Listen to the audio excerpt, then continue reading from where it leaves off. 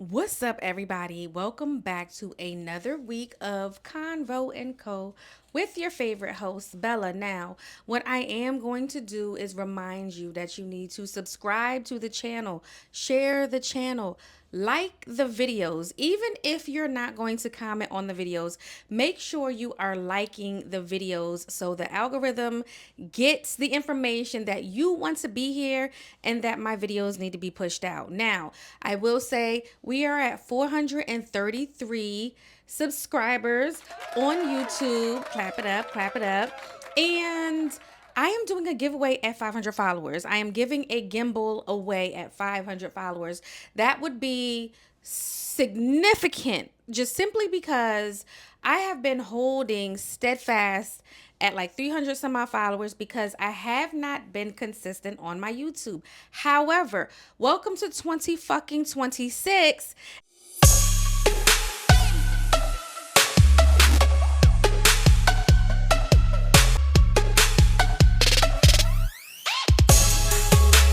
And we are here with the consistency, excuse me. And we are pushing every single one of my ideas out all year. So again, today's episode of Convo and Co. is brought to you by me. Okay, listen, I am the only one sponsoring this right now, so we just gonna go ahead and jump right into it. Y'all know how this goes because this is a one-woman show. I'll give you the title, we'll watch the video together, and then I give you my lovely commentary. And what I need from you is to give me your commentary back in the comments. Let's get started. This one is entitled Wake Up and Makeup. Roll the clip. I'm getting a lot of comments of y'all not really loving me telling y'all to wake up and make up. But I'm telling you to wake up and make up because that's who's running the world, bitch. The girls that's waking up and making up. Simple as that. I seen a video a long time ago of Ashley Dalton, and she was just saying that when you're not wearing makeup and you don't have your hair done and you don't have your outfit put together, it gives maid. It gives homely. And it does. You know, I've always been a wake up makeup girl since I was little, but it does give homely when y'all coming outside, hair balled up, you know, your sweats and your jeans on. It's just like, you know what I'm saying? You don't look like you're running a motherfuck thing. No shade, you don't look like no queen. You don't look like the president. You don't look like a CEO. You look like the maid. You look like you know what I'm saying? You have to wake up and build yourself and present yourself for the life that you want. So y'all rolling out the bed, that's the life you want? What you're giving us, what you're presenting to us is the life that you want? I don't see no CEO that's running around looking like shit. I'm sorry. Y'all need to get it together 2026. Now, I have a lot to say about this. Y'all already know that I am heavily into making sure that you look good when you step outside of the house. I don't care what anybody else has to say. I am so tired of the conversation. When you have this conversation, they're like, oh, that's because the white people want you to do this way and I don't have to dress up to anybody else's standards. Girl, fuck them standards, fuck whatever you thought that was. We're talking about black people, black aesthetics, and showing up for your community and looking good when you step outside the house. I fear that claiming that it is, white supremacy and all this other stuff adds on to your excuse to be lazy. Call me what you want. I don't give a fuck. My standards were never European. So you can't sit here and say, oh, you have European standards. Who says you can't walk out the house with pajamas? Why the fuck do you want to walk out the house, with pajamas? But when I watched this, I did make some points that I had to make sure because y'all know my memory. So I'm just going to read them to you real quick. I wanted to make sure that you all knew that a polished appearance can impact how people are perceived, right? So if you're wearing the Cookie Monster pajama pants and you're going into certain areas, certain stores, you are perceived a certain way, whether you like it or not. And I grew up in Prince George's County, which is a suburb of Washington, D.C. We have all black everything. We have all black everything: attorneys, council members, teachers, security, police. We have firefighters, all black everything. So even in my black ass neighborhoods, we perceive you a certain fucking way. And again, it's not European standards. These are our standards. Why do we have to look at you that way? Why can't you love yourself enough to come out the house fully presentable, right? Also, next point, personal confidence and self respect. Have some people feel genuinely confident and ready to face the world when they are invested into their appearance, right? It's not necessarily what others think, but more about self care and preparedness. So today I did get up. I started my day without makeup, but I did do my brows. I came back in the house. I put on a full face of makeup. And I went out and I did what I had to do. I am going to at least make sure when I get up, my lashes are on. Well, when I step out the house, okay? My lashes are on and my eyebrows are done, even if nothing else. You're supposed to make sure, I believe, and I'm probably wrong. I'll write it in the description. I might be wrong with the saying, but it's like 2/3, right? So makeup, hair, makeup, clothes, hair, right? So 2 out of the 3 things have to be always on point, okay? Always. Make sure that y'all are doing that, right? And so I just spoke about preparedness.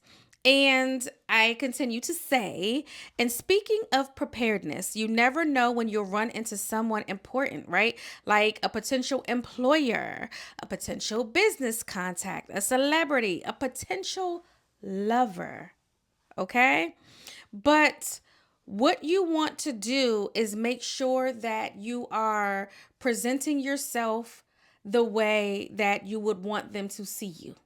The same way when you go out and you judge other people for looking however they look, whether it is in pajamas or not, right? You are judging these people by how they look. Even if it's a judgment is still a judgment. So, in my opinion, absolutely fucking yes. Get dressed. Y'all need to start taking real, the time to look good when you walk out your door. I don't care what anybody says.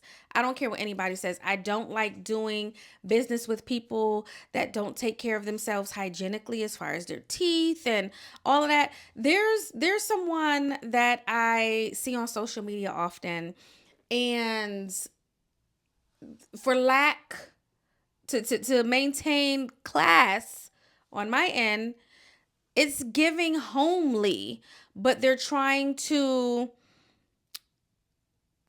sell clothes. They're not even wearing the clothes that they're trying to sell. It's like, well, I'm good at this, so you need to trust me. Baby, I can't trust you until I see you being on point, right? You are your brand. And just because you may not have a business, just because you may not be a content creator, does not mean that you are not a brand. Your name itself is a brand. Be proud of it and dress the fuck up. And that's that on that. So, heading straight into the next video. I'm just going to entitle it Settling on Looks. Y'all know what we about to do. Roll the clip. Had a lunch with some of the guys, and we were just talking about dating, little simple stuff. And I'm a big sit back and listen type of guy, right? Especially when I feel like it's valuable information that I can take in and kind of go with it. So I sit back, I listen a lot. I don't really do too much chat. So boom, boom, boom. My guy, he talking, spitting, right? And then he said, yeah, man, just why you gotta get you a 5 or a 6, and just rock out and build from there. A 5 or a 6? No disrespect. I need me at least an 8. At least an 8. And they said, see, that's where you gonna mess up at, because, 8 is basically 10, I said, yeah, I need me at least an 8. I can't do no 5 or a 6. He's like, that's okay, you need an 8, get you a 7, that could be an 8. I don't know. And that's all subjective, right? And 8 could be a 10 to people, you know, a 5 could be a 7 to some people. You know, it just depends on what you like, what you look at. But he said that. I said a 5 or a 6. I said, damn, that's what you got to do. That sounds like settling to me. And I should have added this to the conversation. But then again, maybe I need to look at myself. Maybe I need to say like, damn, you know, am I putting too much in the looks? That I'm like, you know, 5 or 6 is a no-go for me. But yeah, I need at least an 8. That's just me though, you know. Of course, a man is going to say settle with a 5 or a 6, right? And this is why you have so many fucking cheating men. When you take it to numbers, because that's what he took it to, I'm going to break this all the way the fuck down. When you take it to numbers, men will say, we're going to settle with this 5. But I want that 8, 9, 10. The 8, 9, 10 is going to give me a run for my money. This 5 is just going to be happy that I chose her. Don't ever be a 5. Even if you are a 5, carry yourself as an 8, 9, 10. I don't think that you can, quote unquote, settle on looks. At some point, you have to be attracted to your partner. So if you're only attracted to a 5, would you not be that person looking at other people outside saying, damn, I might have settled. Damn, going back to video 1, they are a homebody and they're just not doing it for me. That's when sex starts to decline. Emotional connection starts to decline. So then what? Physical attraction starts to decline because you settled for a 5 because they weren't going to give you a run for your money or a hard time. Men are such insecure fucking creatures. It blows my mind. There's no way I'm settling for a fucking 5. But what is a 10? What is a 9? It's subjective, but there's no way that I'm settling and marrying a 5. I still have to be attracted to this person to be able to even want to see them, to be able to even want to go out in public with them. I have to be proud of my person. Now, my 10 may be your 5 and vice versa. However, it's my 10. That's my 10. And I think it's ridiculous for men to settle with women they don't like. That's what brings on the fucking cheating. So let's not. Let's get yourself the fuck together. Be a better man. Have some more, have your confidence get high. Love yourself. And if you love yourself and you cocky about your own shit, you don't need a fucking 5. You don't need to fucking settle. So moving on to the next one, because ain't no fucking way I'm settling for no 5. We just gonna roll the clip. I don't hear nobody talk about this much, but a part of the reason why, or one of the reasons why, people believe that they can keep coming back to you after they cross the line is because that's how their family operated. They came from a family that taught them that no matter how disrespectful they were, no matter how many times, a boundary was crossed, because we are family, because we are close, we should be able to call each other whenever we need each other. You ever heard somebody say, no matter how many times we fuss, fight, disrespect this, do that, we were back tomorrow like nothing ever happened. Or we'll be back tomorrow like nothing ever happened. You ever heard somebody also say, no matter how many times we did this, we did that, if she need me, she called me on that phone, I'm coming. Yeah. It's because their family taught them that no matter the disrespect, no matter how many boundaries were crossed, there was no real repercussions. So they applied that same logic to you. That's why they were stunned when you really were like, okay, it's done. We're done. We're over. Because they can't believe it. Because according to their family, if you really mess with me like that, no matter what I do to you, we should be back. No matter what. Yeah. Basically, what I took away from this video is that whatever your family dynamics are, that is how you are conditioned. If your family, again, like the lady says, berates you, And then it's like, but I'm the only one that can berate you. You're going to think that because they love me and this person loves me, that this person can berate me as well. And what people don't understand, which is this is really the point that she was making, that once you put your foot the fuck down and say, you don't get to treat me that way. Once you look at your family, some of them, not all of them, we have some family members that absolutely fucking try it and try it all the time. And once you set that boundary, once you tell them that this is a line that they cannot cross anymore, that's when the problems start. Because now it's like, who the fuck do you think you are where you tell me I can't mistreat you? Who the fuck do you think you are where you can't come around people that you deem not good? It's growth, it's health, it's going to your psychiatrist and your psychologist and working through the conditioning / abuse that your family gave you, that your family conditioned you to have. And it is okay to start to set boundaries, and it's never too late to start them as well. We have to look at our family and realize that a lot of the way what is it called, nature versus nurture, and some people tried their best. This all goes back to racism and slavery, and it goes back to a point where this is the only way we know how to treat people. And so it's been passed down, but it takes just a few people in your family. And I'm not going to be the person that says, break generational curses. It takes just a few people in your family to stand up to everybody else to say, y'all are crazy, y'all are abusive, and we're not going to be treated this way on this side of the line anymore. And when you do shit like that, you have to grieve the living.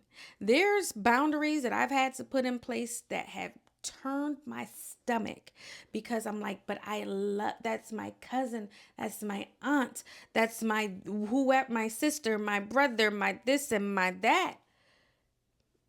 But they treat you like shit. And you have to grieve someone living. And when you do that across the board, I always talk about the ships. When you do that in your relationships and your friendships, they think that you're being manipulative because they're not able to manipulate you anymore. So they're gonna throw that boomerang. They're gonna throw it, and it's gonna go back, and they're, oh shit, you can't treat me how I treat you. You can't treat me how I treat you. You hear me? That's what they think. It's very, very crazy. The people are very crazy. They're very manipulative. And it's a very good thing when you are able to stand up for yourself and love yourself in a manner that people don't disrespect you. So I want y'all to work on that over the entire 2026. You know what I'm saying? It's just like, we have to be able to stand up for ourselves. I always tell people, you have one life to live. Live it. You have one that you're going to remember. You're in the skin right now. You're in the flesh right now. Live your life. That's it. We're just going to go on to the next one because I can get to preaching up in here. I can get to preaching, but we're not going to do that. And I think it's very important. I picked this specific video because it's coming from a gentleman, and he's talking about not posting your significant other on social media. Roll the clip. If you're in a relationship, your significant other should be on your social media somewhere. I already know what the manipulators are going to say. It's about privacy. It ain't about privacy, because if it was about privacy, I shouldn't go to your social media and see what college you went to, how many kids you got, what's the last restaurant you ate at, the places you live, what your mama look like. It ain't about privacy. You don't want to do it for some reason, and you're lying. So it's a no from me. I don't want to post any man on my social media. It's not me being anti-men. It's not me, quote unquote, going through whatever other people say and decentering men. I don't want a man on my page. I have had a bad taste put into my mouth dealing with men on social media. They want to say all of these things. They want to go live. They want to go live on TikTok and Twitter at the same time and talk shit about you. Boy, fuck you. Fuck that social media. Fuck. No. You don't have to post me. If people see me outside, because men are fucking embarrassing. And it's trendy to say it right now, but fucking with men is a humiliation kink. It's a humiliation ritual. You don't have to post me. You don't have to post me.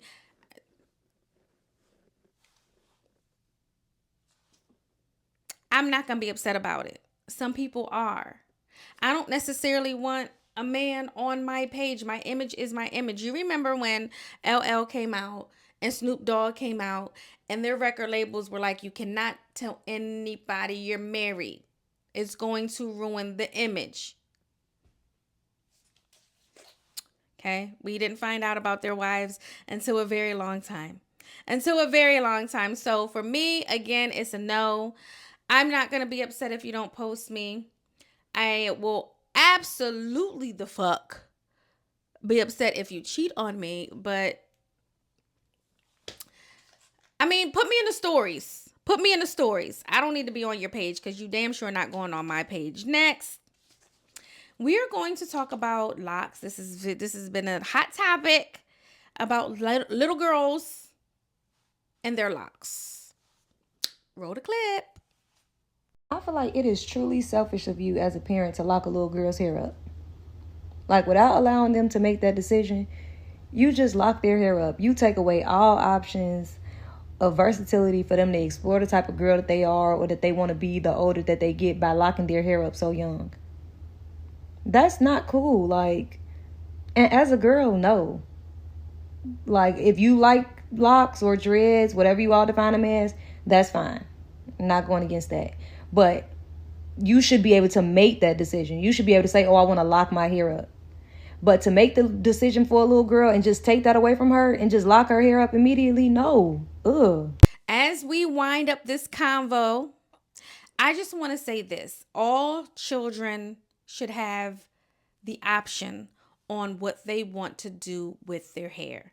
They should have the bodily autonomy to be able to pick and choose what they want to do with their hair.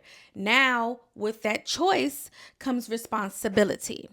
And I say that because there are some little boys, some little girls that want braids or their hair a particular type of way, but they're not mature enough or old enough to take care of this style.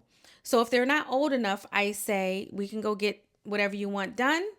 And if you're crying, fussing, fighting, for little boys, let's cut it off. I think little girls should absolutely have the choice on whether they want locks or not.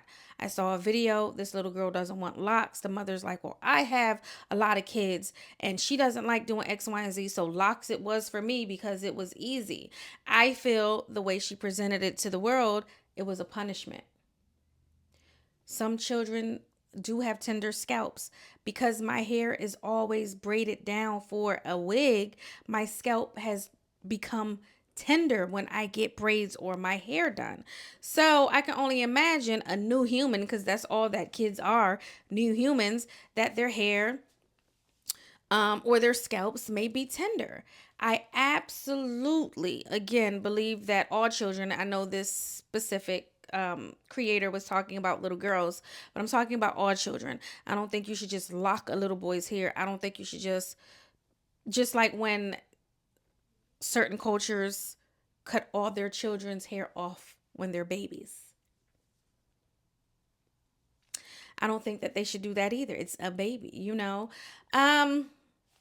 Bodily autonomy with the level of cleanliness and responsibility should be the answer as far as that's concerned. But y'all let me know if your mother has locked your hair, cut your hair, or whatever because she just didn't want to deal with it anymore. You know, whatever that was. I know my kid, I know this is going to sound crazy, I fought against the locks. I didn't want the locks.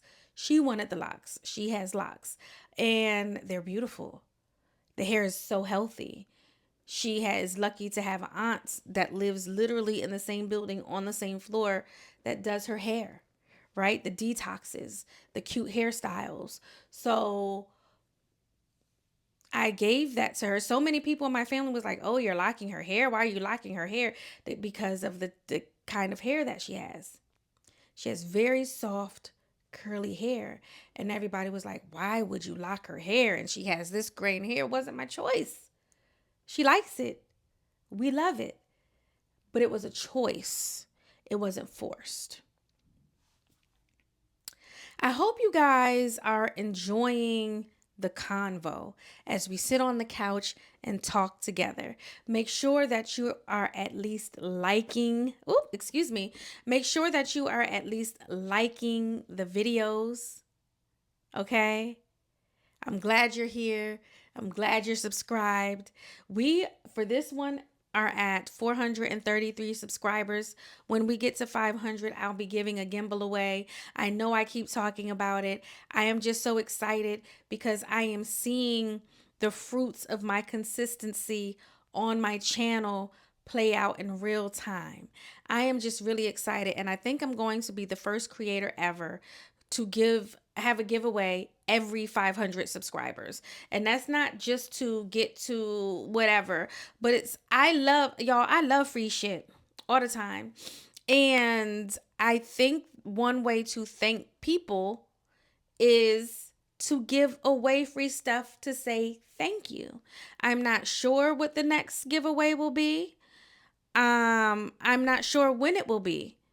Who knows? I might have a viral video and we're booming, right? But every 500 subscribers from now until I no longer have a channel on YouTube, which we're gonna ride this motherfucker till the wheels fall off. We're having a giveaway.